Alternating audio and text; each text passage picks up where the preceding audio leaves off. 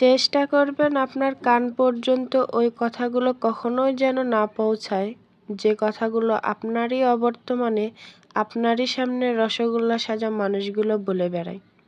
বিশ্বাস করেন, যদি আপনি একবার বুঝে ফেলেন যে আপনার পিঠ পিছে আপনার একান্ত বিশ্বস্ত মানুষগুলো আপনার সম্পর্কে কি বলে বেড়ায়, তাহলে তাদেরকে ঘৃণা করতেও আপনার ঘৃণা লাগবে।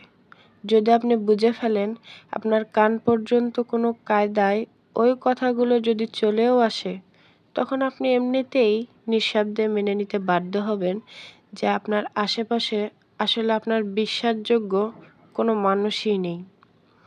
যখন কেউ আপনার প্রশংসা করবে, সেটা শুনে তারা কোনো দেখবেন রিয়াকশনই দিবে না, চুপচাপ তারা শুনে নেবে। অথচ যখন আপনার সম্পর্কে খারাপ কিছু বলবে, সেটা দেখবেন যত দ্রুত সম্ভব এরাই অন্য মানুষের মধ্যে ছড়ায় দিবে। আপনি যতই ভালো হন, যতই তাদের হেল্প করেন, যতই তাদের সাথে ভালো মনে মিশতে চাওয়ার চেষ্টা করেন, কোনো লাভ নেই। কারণ এরা আপনাকে হিংসা করতেই পছন্দ করে। আপনার সামনে দেখাবে যে আপনাকে অনেক ভালোবাসে, অথচ আপনার পিঠ পিছে আপনাকে প্রচণ্ড লেভেলের হিংসা করবে। দীর্ঘদিন ধরে সব কিছু জেনেও চুপচাপ সহ্য করতে করতে যখন আপনি তাদের মতের অমিল হয় এরকম সামান্য দু একটা কথা বলবেন, তখন বুঝতে পারবেন তাদের আসল রূপ।